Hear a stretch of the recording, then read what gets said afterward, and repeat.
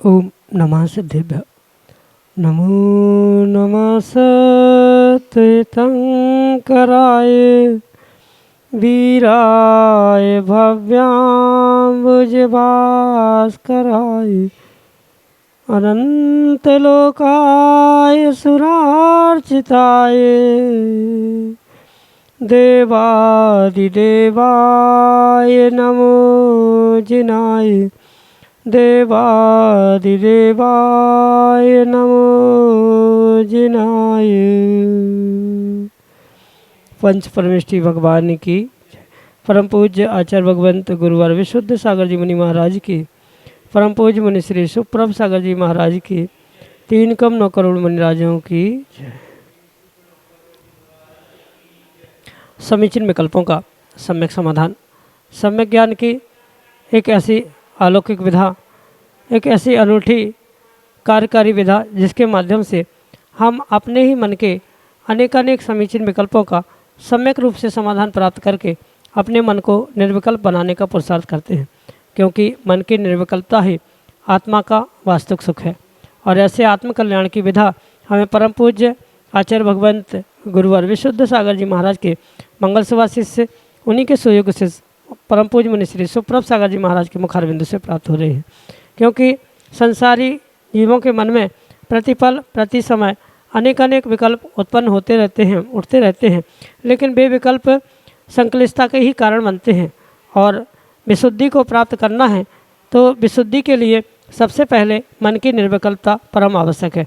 ऐसे आत्मकल्याण की अनूठी विधा से आप भी जुड़ने का प्रयास करें और अपना समीचीन विकल्प भेजते हुए परम पूज्य मुनिश्री से उसका आगम के परिप्रेक्ष्य में सम्यक समाधान प्राप्त करके अपने कल्याण का पद प्राप्त करें। प्रारंभ करते हैं आज का सम्यक समाधान। और आज के पहले विकल्प के लिए रमगढ़ा उत्तर प्रदेश से श्रीमती रश्मि जैन महाराज श्री के श्री चरणों में बारंबार नमोस्तु निवेदित करते हुए अपना समीचीन प्रश्न रख रहे हैं कि महाराज जी, तत्वार सूत्र में जो सूत्र आया है बहुवारम परिग्रहतम नारकस्य उषा, अर्थात बहुत आरंभ और परिग्रह नरक का कारण है, तो क्या हम सहज रूप से लोगों के गाड़ी मकान विवाह आदि के समय पर बधाई देकर परिग्रह की अनुमोदना का पापाश्रव करते हैं? हमारे समीचीन विकल्प का सम्यक समाधान करते हुए हमारा मार्गदर्शन करने की अनुकंपा करें। नमोस्तु महाराज जी, नमोस्तु। ओम नमः सिद्धम। परम पूज्य आचार्य भगवान गुरुवर विशुद्ध सागर जी महाराज की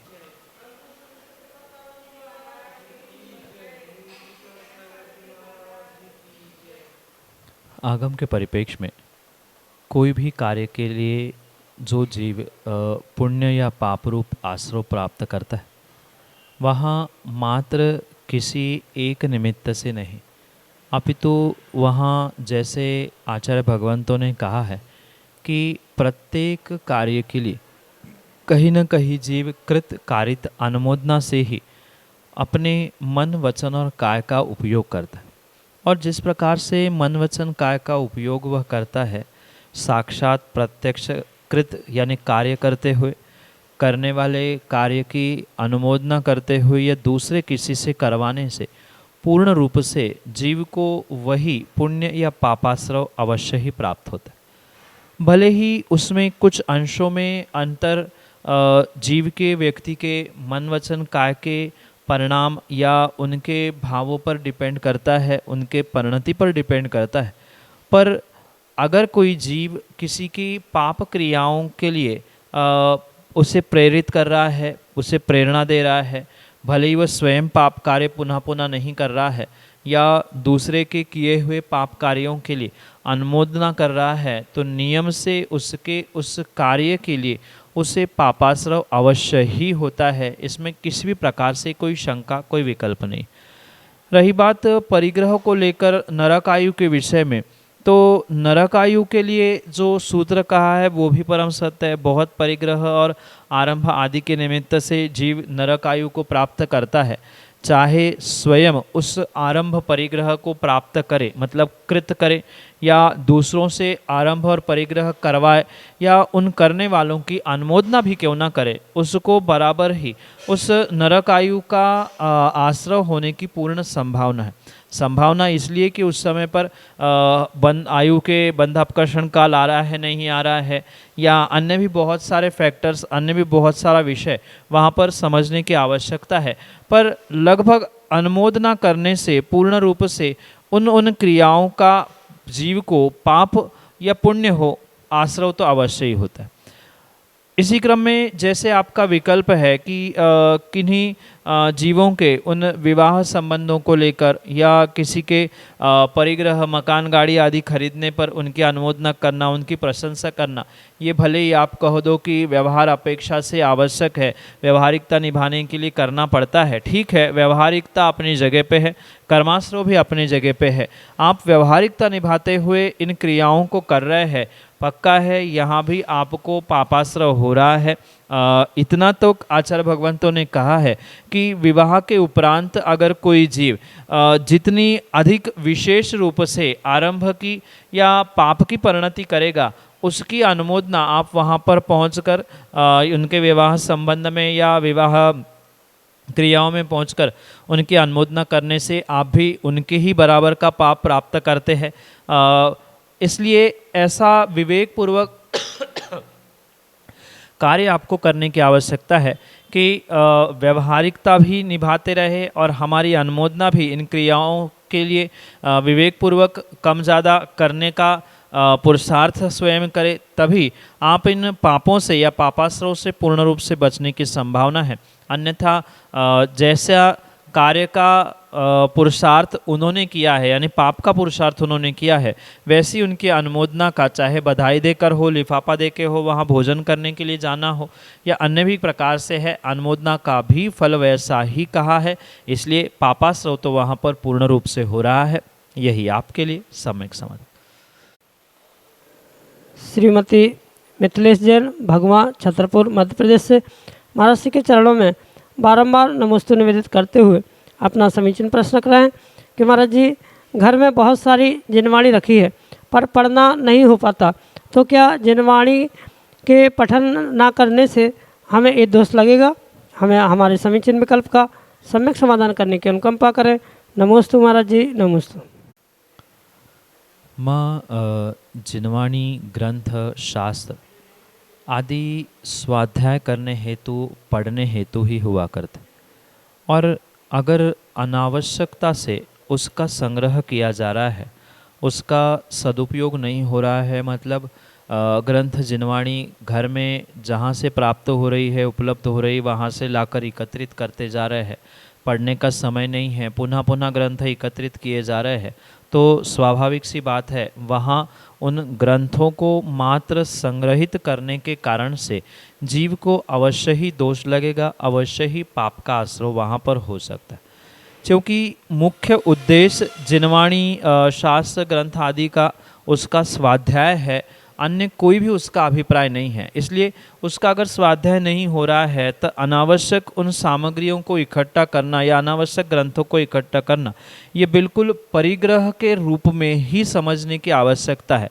आजकल तो ऐसे बहुत सारे परिवार या बहुत सारे जीव देखे जाते हैं कि उन्होंने आज तक जीवन में कभी भी जिनवाणी ग्रंथ खोल के देखे नहीं हैं, पर फिर भी अलमारी के अलमारी उनके घरों में जिनवाणी शास्त्र रखे हुए हैं। किसी से प्राप्त हुआ वो रख लिया, कहीं पहुँचे खरीद लिया वो रख लिया।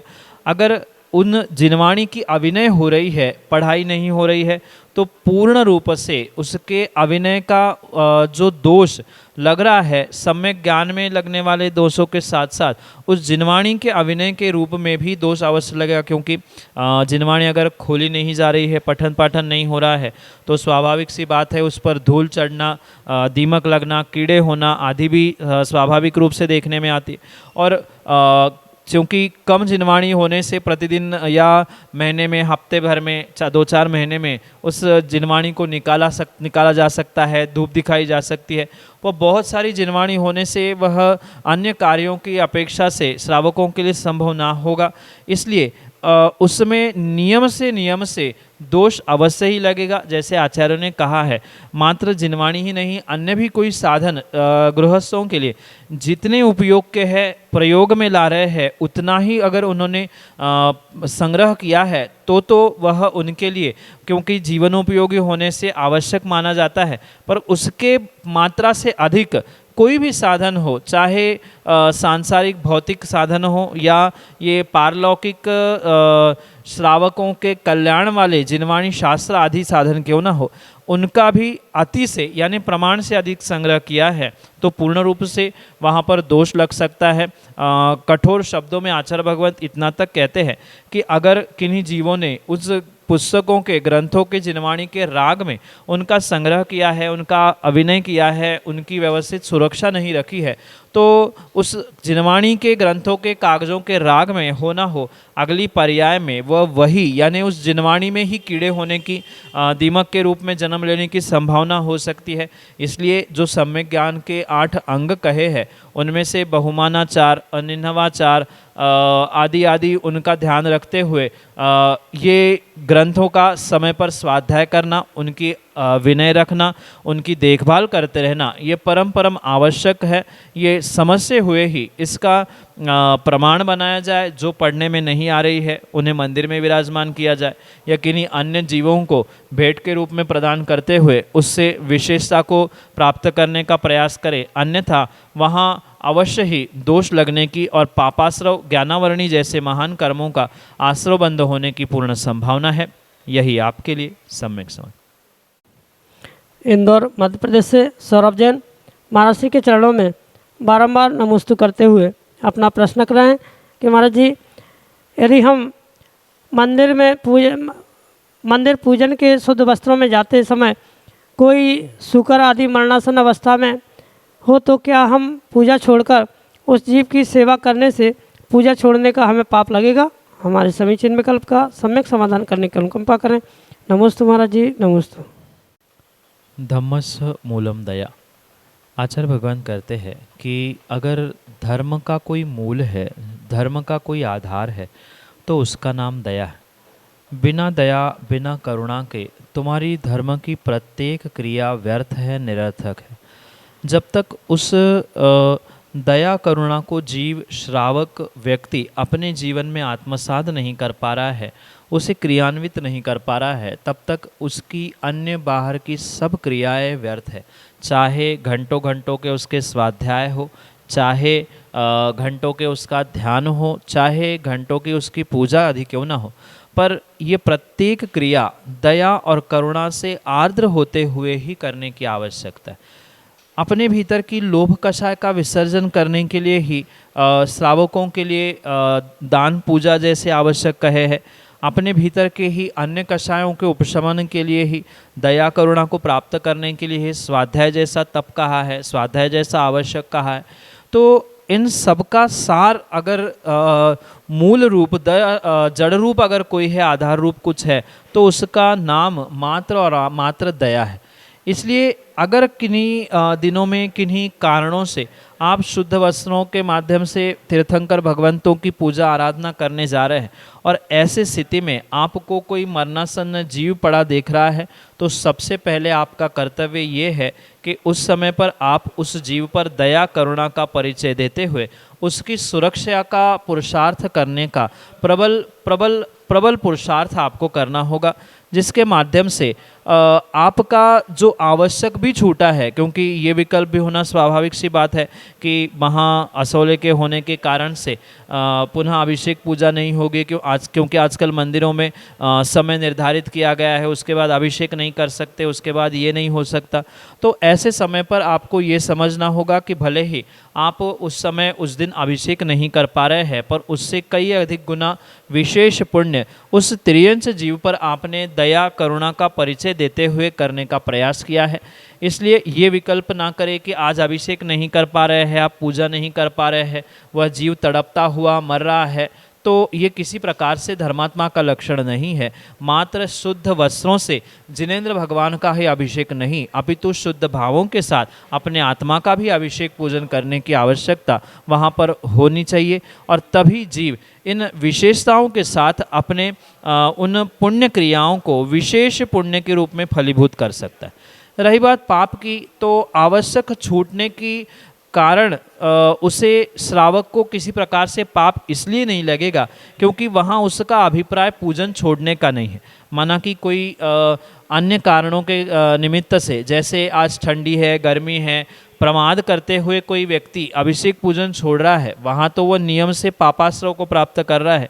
पर यहाँ पूजन छूटने के बाद भी, अभिषेक छूटने के बाद भी उस जीव का, उस व्यक्ति का अभिप्राय पूजन छोड़ने का, अभिषेक छोड़ने का नहीं था, अपितु वहाँ पर उसका अभिप्राय पूर्ण रूप से जीवों की रक्षा, जीवों पर दया करने का है। और जीवों की दया करने के उद्देश्य से उसका जो आवश्यक छूटा है या आगे पीछे हुआ है, अगर उस पर उपकार करते हुए शूकर को व्यवस्थित नमोकार सुना दिया, उसका मरण सुधारने का प्रयास कर लिया, कुछ इलाज कर पाए, और अगर पुनः बाद में समय मिला तो समय टालने के बाद भी आपने पूजन किया है तो भी उसमें कोई दोष नहीं। ठीक है, एक आध दिन माना कि अन्य कार्य की व्यस्तता के कारण आप पूजा भी नहीं कर पा रहे हैं, तो वहाँ भी ये अभिप्राय आपका मायने रखता है। इसलिए ये विकल्प बिल्कुल ना करें, उसमें आपको बिल्कुल भी पाप नहीं लग रहा है।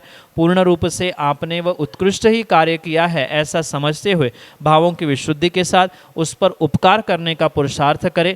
जैसा बने उसको सुरक्षित करने का प्रयास करें। कुछ इलाज नहीं कर पा रहे हैं, कुछ दवाई नहीं कर पा रहे हैं, तो उस कम से कम उसे कानों में नमोकार मंत्र सुनाते हुए उसका समाधि मरण करने का प्रयास करना चाहिए। भले ही उसे कुछ समझ में आए अथवा ना आए, उसका कोई रिएक्शन मिले ना मिले, पर आपके उद्बोधन से वहाँ की वर्गणाएं, उसका एक क्षण भी भाव अगर अच्छा लग गया, भाव बदल गए, तो हो ना हो, जैसे जीवंदर कुमार ने श्वान को नमोकार सुनाते ही मृत्यु को प्राप्त होने वाले श्वान ने स्वर्ग प्राप्त किया, अगली पर्यायों में उनके उपकार प्राप्त हुए, आदि सब कुछ कथाएं आपको बहुत अच्छे से ज्ञात होंगी। इसलिए जितना बने दूसरों का उपकार करना, जितना बने दूसरों पर दया करुणा करना, यही सर्वश्रेष्ठ धर्म होने के कारण से पूजा आदि का विकल्प छोड़कर पूर्ण रूप से सबसे पहले ऐसे त्रियंच या अन्य भी जीवों पर उपकार करते हुए दया की भावना से ओतप्रोत होते हुए ही आपको पुरुषार्थ करना होगा। क्योंकि पाषाण के परमात्मा को तो हर कोई पूजता है, पर बनने वाले भगवान को कोई कोई ही पूजता है। इसलिए पूछना भी पूजा ही है। इसलिए उनको पूछते हुए, उनका ध्यान रखते हुए ही आप भगवान की, परमात्मा की पूजा करते हुए अपने आवश्यकों को पूर्ण करने का प्रयास करें। यही आपके लिए सम्यक समाधान। वासिम महाराष्ट्र से सुखदा सन्मति हरसूले अगले समीचीन विकल्प करें। गुरुदेव नमोस्तु। हमारे जीवन में अमूर्त दृष्टि अंग का मार्ग कैसे अपनाएं, हमारे शंका का समाधान करें। नमोस्तु गुरुदेव, नमोस्तु। सम्यक दर्शन के निर्दोष पालन के लिए जो आचार्य भगवंतों ने 8 अंगों का व्याख्यान किया, उन 8 अंगों को श्रावक को पूर्ण रूप से आत्मसात करने की आवश्यकता है। और ये भी सत्य समझे, पक्का निर्णय करें कि ऐसा कभी भी नहीं हो सकता कि किसी एक अंग को प्राप्त कर लिया, दूसरा अंग नहीं है, या 2 है 4 नहीं है, 4 है 1 नहीं है, ऐसा कभी भी नहीं होता। भले ही 8 अंग विशेष रूप से पृथक पृथक करते हुए आचार्यों ने समझाए हैं, पर जहाँ एक है वहाँ सब है, और जहाँ सब है वहाँ अपने आप एक अंग तो होगा ही होगा। इसलिए ये विकल्प नहीं करना चाहिए कि हम इस अंग को प्राप्त कैसे करें, उस अंग को कैसे प्राप्त करें। हाँ, ये विषय समझने योग्य है कि उस अंग को हम समझे कैसे, हमारे भीतर कैसे है, या हम उसमें वृद्धि कैसे करें, ये तो विषय हो सकता है। पर जहाँ निर्विचिकित्सा है वहाँ पर अमूढ़ दृष्टि होगी, और जहाँ अमूढ़ दृष्टि है वहाँ स्थितिकरण, उपगोहन, और उपगोहन के साथ वात्सल्य प्रभावना, इन अपने अपने अंगों का कहीं ना कहीं परस्पर में पूरकता होने के कारण से, कोरिलेशन होने के कारण से स्वाभाविक रूप से एक साथ होना ही सत्यता को प्रदर्शित करता है, या व्यक्ति के सम्यक दर्शन को, श्रद्धान को प्रदर्शित करता है। इसलिए ये ध्यान रखें कि अंग कोई भी हो वहाँ पर हमें सभी अंगों को एक साथ ग्रहण करने की आवश्यकता है। मतलब जहाँ अमूढ़ दृष्टि अंग का हम विश्लेषण करेंगे या समझेंगे तो वहाँ 7 अंगों का अभाव किंचित भी नहीं रहेगा, वहाँ निर्विचिकित्सा भी रहेगी, निशंकित निकांक्षित अंग भी रहेंगे। हाँ, पर जब जिसका व्याख्यान होगा, जब जिसे हम समझेंगे, उसको विशेषता से या मुख्यता से कहा जाता है। और इसी परिप्रेक्ष्य में जब अमूढ़ दृष्टि अंगों को समझा जाएगा, जहाँ आचार्य भगवंत कहते हैं कि देव मूढ़ता, लोक मूढ़ता और पाखंडी मूढ़ता, इनसे दूर होते हुए जो हमारा तत्वों के प्रति, सच्चे देवशास्त्र गुरु के प्रति सच्चा रुझान है, सच्चा श्रद्धान है, उसे हमें प्राप्त करने की आवश्यकता। क्योंकि व्यवहारिकता में बहुत बार ऐसा देखने में आता है कि व्यवहारिकता निभाने के लिए कहीं अन्यत्र जाना पड़ता है, लोगों के लिए हाथ भी जोड़ने पड़ते हैं या अन्य किसी प्रकार से कुछ विपरीत काम भी करना पड़ता है। पर यहाँ ये श्लोक बहुत अच्छे से, चूँकि आपको याद होगा ही, आचार्य भगवंतों ने जो कहा है कि न राग द्वेष न लोभाश, न राग से न द्वेष से न लोभ से न भय से न किसी प्रकार से सम्यक दृष्टि अपने उस सम्यक दर्शन को छोड़ने का प्रयास ही नहीं करता, या ऐसा कह दे वह किसी प्रकार से कुदेव कुगुरु और कुशास्त्र के सामने हाथ नहीं जोड़ता। चाहे राग में हो, चाहे द्वेष में हो, चाहे लोभ में हो, चाहे व्यवहारिकता में हो। ये विवेक श्रावकों को सम्यक दृष्टि को रखना होगा कि व्यवहारिकता निभानी है तो वहाँ व्यवहारिकता हम इस प्रकार से निभाए कि हमारे अमूढ़ दृष्टि अंग में दोष ना लगे, अतिचार ना लगे। जैसे कई बार ऐसा होता है कि हम बहाना देना बहुत अच्छे से जानते हैं, तो ऐसे स्थानों में पहुँच के हम बहाना देना सीख ले कि नहीं भैया हम अंदर नहीं आ पा रहे हैं, कुछ शारीरिक असफलता है या अव्यवस्था है, या अन्य भी बहुत सारी ऐसी निमित्त कह दो या ऐसे बहाने हो सकते हैं जिसके कारण से हम अपने उस अमूढ़ दृष्टि अंग की सुरक्षा कर सकते हैं। ये तो तात्कालिक सिचुएशन या परिस्थिति ही बता सकती है कि किस प्रकार से हम उसे हैंडल कर सकते हैं, क्योंकि सब व्यवस्थाएं, सब स्थितियां एक समान तो होती नहीं है। कब कहाँ किस प्रकार की विपरीतता आ रही है, किस प्रकार से हमें व्यवहारिकता निभाते हुए अपने क्रियाओं को क्रियान्वित करना है, यह उस कार्य के, उस क्रिया के, उस समय के विवेक पर ही अवलंबित करता है। और उसे समझते हुए जैसे मैंने कहा कि बहाना देना है या अन्य किसी प्रकार से उस कार्य को टालना जिसे कहते हैं, हम बहुत माहिर होते हैं इस विषयों में। जैसे अच्छे कार्यों में भी बहाना देते हुए हम कार्य टालते हैं, ऐसे इन कार्यों में भी बहाना देते हुए हम टालते हुए अपने स्वयं की उस अमूढ़ दृष्टि अंग की सुरक्षा स्वयं के विवेक से ही करें, क्योंकि विवेकवान ही श्रद्धावान होता है, तभी वह श्रावक कहलाता है। यही आपके लिए सम्यक समाधान।